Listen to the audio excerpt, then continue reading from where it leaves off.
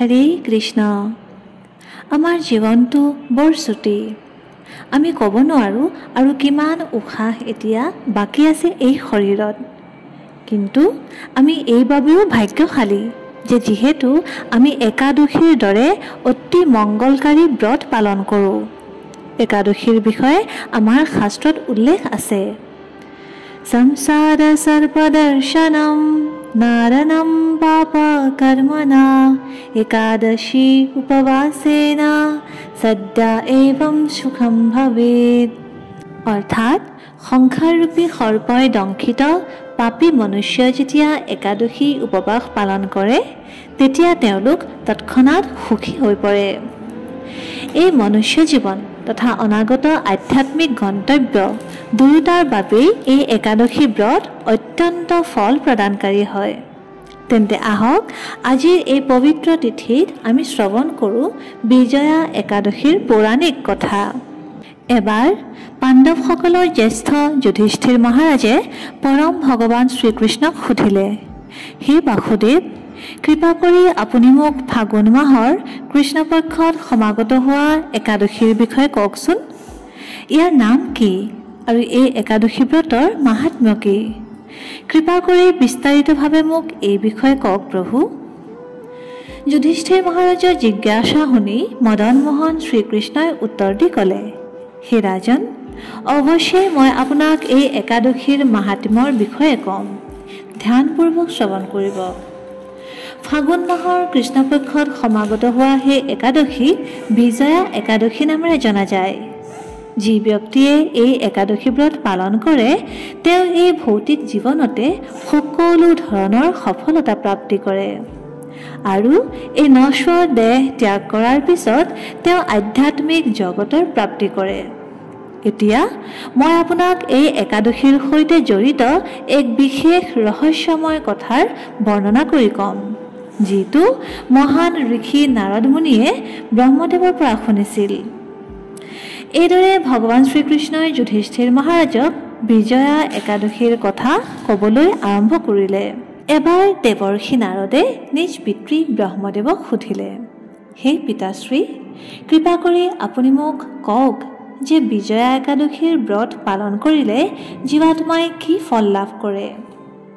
এই কথা শুনি ব্ৰহ্মদেৱে উত্তৰ দি ক'লে, হে মোৰ প্ৰিয় পুত্ৰ, সবাতোকৈ প্ৰাচীন এই ব্ৰত অত্যন্ত পবিত্ৰ তথা ই সকলো ধৰণৰ পাপ নাশ কৰে। এই একাদশীয়ে নিজৰ নামৰ অনুসৰি সকলো ধৰণৰ বিজয় প্ৰদান কৰে। এবাৰ ভগৱান শ্ৰী ৰামচন্দ্ৰই নিজৰ ভাতৃ লক্ষ্মণ তথা ভাৰ্যা সীতা মাতাৰ সৈতে বনবাসৰ কালছোৱাত পঞ্চৱতীত বাস কৰিছিল। এদিনাখন দুষ্ট ৰাৱণে মাতা সীতাৰ অপহৰণ কৰিলে আৰু এই পৰিস্থিতিৰ দ্বাৰা প্ৰভাৱিত হৈ সাধাৰণ মানুহৰ সদৃশ লীলা কৰি ভগৱান শ্ৰীৰাম অত্যন্ত ব্যাকুল হৈ পৰিল। যেতিয়া তেওঁ মাতা সীতাৰ অনুসন্ধান কৰি আছিল সেই সময়ত পথত জটায়ুৰ সৈতে সাক্ষাৎ হ'ল। সেই জটায়ুৱে দুষ্ট ৰাৱণে মাতা সীতাক কিদৰে অপহৰণ কৰিছিল তাৰ বিষয়ে সম্পূৰ্ণ বিৱৰণ দি ক'লে আৰু তাৰ পিছত তেওঁ বৈকুণ্ঠ লোকলৈ গমন কৰিলে। কিছু সময়ৰ পাছত ভগৱান শ্ৰী ৰামচন্দ্ৰৰ বানৰৰ ৰজা সুগ্ৰীৱৰ সৈতে মিত্ৰতা স্থাপন হ'ল, যাৰ সৈতে লগ হৈ তেওঁ এক বৃহৎ সেনা প্ৰস্তুত কৰিলে। শ্ৰীৰামে হনুমানক মাতা সীতাৰ অনুসন্ধান কৰিবৰ বাবে লংকালৈ পঠালে, য'ত হনুমানে সীতা মাতাক ভগৱান শ্ৰীৰামৰ আঙুঠি দেখুৱাই তেওঁৰ বাতৰিও প্ৰদান কৰিলে।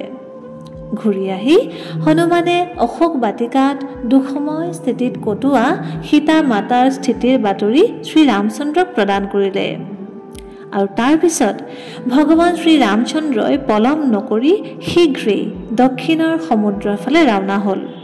সমুদ্ৰৰ তীৰত উপনীত হোৱাৰ লগে লগে তেওঁ এই কথা অনুধাৱন কৰিলে যে সমুদ্ৰ অত্যন্ত গভীৰ আৰু ইমান এক বৃহৎ সেনাক সমুদ্ৰ পাৰ কৰোৱাটো এক অত্যন্ত কঠিন প্ৰত্যাহ্বান হ'ব। সেই সময়ত লক্ষ্মণে শ্ৰীৰামচন্দ্ৰক ক'লে, হে প্ৰভু, আপুনি হৈছে সৰ্বজ্ঞ কোনো কথাই আপোনাৰ অবিদিত নহয়। ইয়াৰ পৰা প্ৰায় 4 মাইল দূৰত বকদালভ্য ঋষিৰ আশ্ৰম অৱস্থিত। আমি তেওঁৰ ওচৰলৈ যোৱা উচিত। তেওঁ অৱশ্যেই আমাক এই সমস্যাৰ কোনো সমাধান দিব পাৰিব। লক্ষ্মণৰ কথা শুনি শ্ৰীৰাম তথা লক্ষ্মণ বকদালভ্য ঋষিৰ আশ্ৰম পালেগৈ। তাত তেওঁলোকে ঋষিক দণ্ডৱত প্ৰণাম জনাই প্ৰাৰ্থনা কৰিলে।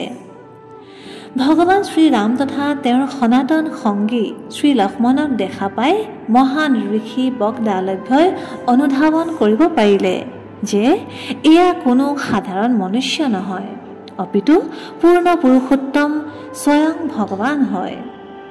তেওঁ ভগৱান শ্ৰীৰামক সম্বোধন কৰি ক'লে, হে পুৰুষোত্তম, আপুনি মোৰ দৰে এই তুচ্ছ মানৱৰ কুটিৰত কি প্ৰয়োজনত আহিল? মই কিদৰে আপোনাৰ সেৱা আগবঢ়াব পাৰোঁ?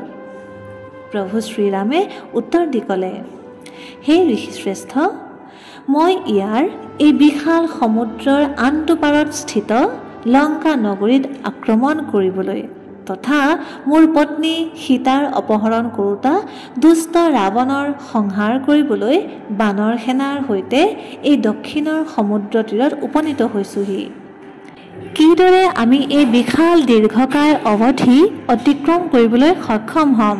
কৃপা কৰি আপুনি আমাক এই সন্দৰ্ভত মাৰ্গ প্ৰদৰ্শন কৰক।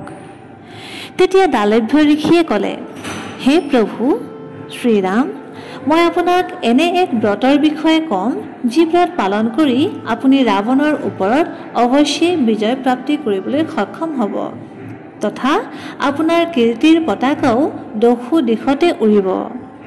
হে প্ৰভু, ফাগুন মাহৰ কৃষ্ণপক্ষত সমাগত হোৱা বিজয়া একাদশীৰ শ্ৰদ্ধাপূৰ্বক ব্ৰত পালন কৰিলে আপোনাৰ বিজয় নিশ্চিত হৈ পৰিব।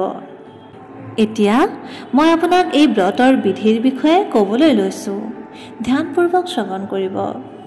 দশমীৰ দিনা সোণ, ৰূপ, তাম অথবা মাটিৰ এটা কলচী স্থাপন কৰি সেই কলচীটো পানীৰে ভৰাই আম পাতেৰে সজ্জিত কৰিব।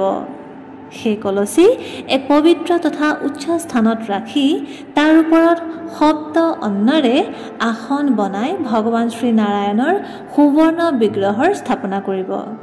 আৰু পিছদিনা বিজয়া একাদশীত প্ৰাতঃ ব্ৰহ্ম মুহূৰ্তত উঠি স্নান ইত্যাদি কৰি শুদ্ধ হৈ এই ভগৱান শ্ৰীনাৰায়ণক ফুলৰ মালা তথা চন্দনৰ লেপেৰে সুশোভিত কৰিব।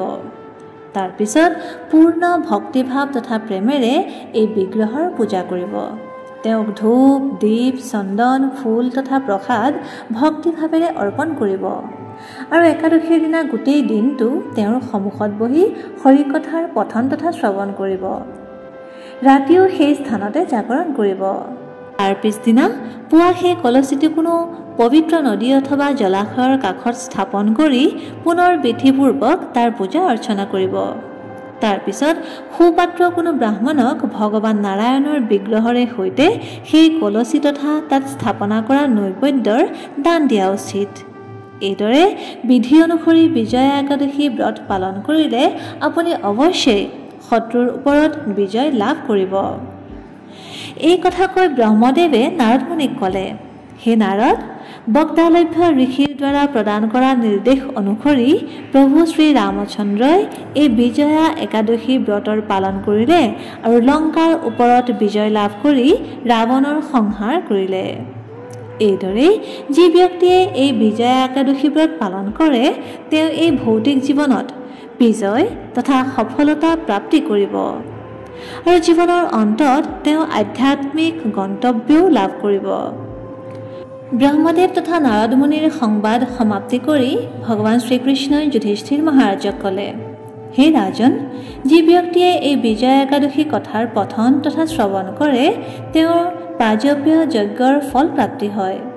সেইবাবে প্ৰত্যেক মনুষ্যই এই বিজয়া একাদশীৰ ব্ৰত অৱশ্যেই পালন কৰা উচিত। তেন্তে আহক আমি নিজৰ মন, বচন তথা ইন্দ্ৰিয়সমূহ সংযমিত কৰি ভগৱান শ্ৰীকেশৰ চৰণ কমলত কেন্দ্ৰিত কৰোঁ আৰু এই অত্যন্ত মংগলময় বিজয়া একাদশী শ্ৰদ্ধা তথা নিষ্ঠা সহকাৰে পালন কৰোঁ। ধন্যবাদ। হৰে কৃষ্ণ।